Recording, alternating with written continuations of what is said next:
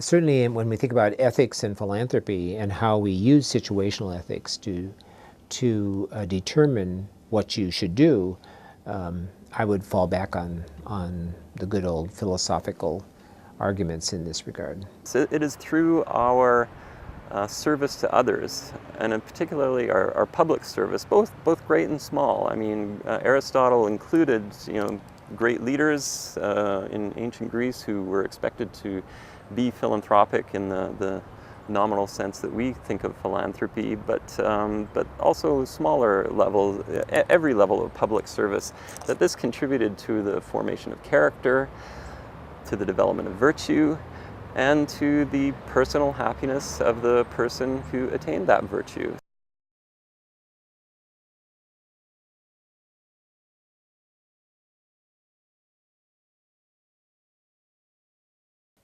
It's engaging both the heart and the mind. The heart is usually what gets us into it. We see a need, our hearts respond, and that draws us into the charitable activities. Over time, unless we start shifting into using our minds, we can perpetuate an unhealthy dependency. Those kind of relationships built on need tend to go pathological. Pathological altruism is an evolutionary oxymoron. It is something that it's a concept where you have something altogether good, altruism, helping others. But there's also that contradiction in it. Can it be harmful for others? Absolutely. You can have a deep-rooted sense that you're doing something to help others. But unless you can stand back and objectively look at it and say, are we truly helping others? You may be indulging in self-satisfying pathological altruism. Those of us in a giving role are in control. And consequently, it's very difficult for recipients of our charity to move into self-sufficiency. That kind of giving retards the development of people. There's 3 different kinds of pathological altruists. The first is someone who is truly empathetic with others, overly empathetic, and they have trouble drawing boundaries so that they themselves can not overstep and burn themselves out. But the second kind, that's the person who is completely self-righteous, right? They know they're doing the right thing. They're inflexible in the face of facts that might arise that say that, no, they're not doing the right thing. The third kind of pathological altruist can be anyone, simply someone who doesn't have complete access to the facts. Real, ordinary people who happen to read a certain set of newspapers or something that don't bring out certain facts that would fully allow them to understand a situation. Haiti's a good example. We still have many, many relief groups and many dollars going in there for relief efforts. That should have shifted into a development mode to help rebuild businesses, infrastructure, housing, but we have not accurately discriminated, is this crisis or chronic? It's almost heretical to think these kinds of thoughts, but we need to understand what we're doing if we truly want to help others. My interest is for the total betterment of the nonprofit world. I love the nonprofit world. I've been involved with the nonprofit world for most of my life. I have been a staff, I've been a consultant, I've been a board member, I've been an executive. I've seen all parts of the nonprofit world.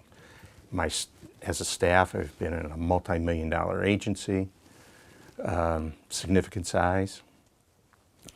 And I think there's a lot that can be, there needs to be some significant systemic change.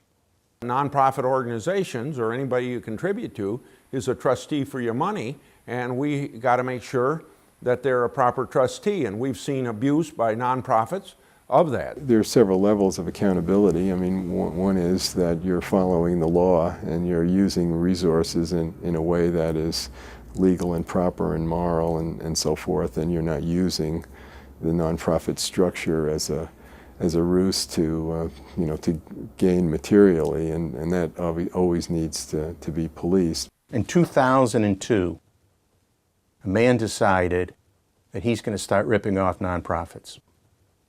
He went to 3 nonprofits and stole $400,000, and in each instance, he was the treasurer.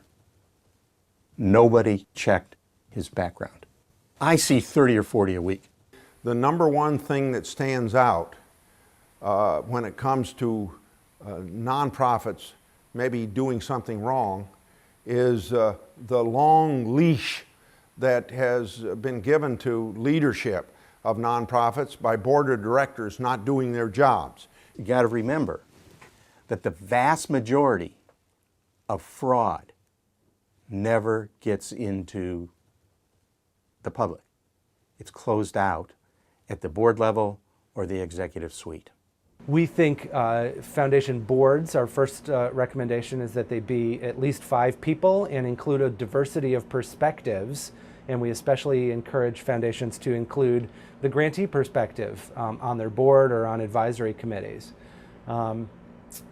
We also encourage a free and open sharing of information, and that foundations have policies and practices in place that protect ethical operation. So whistleblower protection policies, conflict of interest policies, etc. But you want to maintain the sanctity of that tax exemption. Make sure it's not abused, because if it's abused, then it's hurting honest taxpayers. Organizations in the sector, whether it be foundations or nonprofit organizations, are granted important benefits by the government, by law, in terms of tax exemption and the like.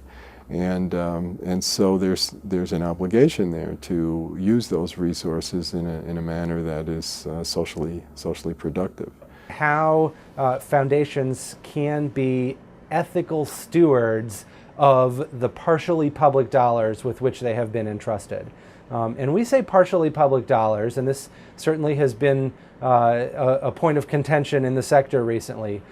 We think foundation dollars are best viewed as partially public dollars, given the immense preferential tax treatment that they receive. One of the roles for philanthropy is to help build a civil society. Foundations have been extremely resistant to change, and we can do so much better than we're doing. And foundations do a lot of good already, but they could do so much more. There's very little information or research available on, are those charities doing what they say they're doing, and are they doing it well? And so I think we need to move to the next level of looking at what are the outputs, what are the outcomes, what are the impact of philanthropy on society. And I feel a much higher level of accountability these days. They're asking the right questions about outcomes. So the accountability, I feel, is going up.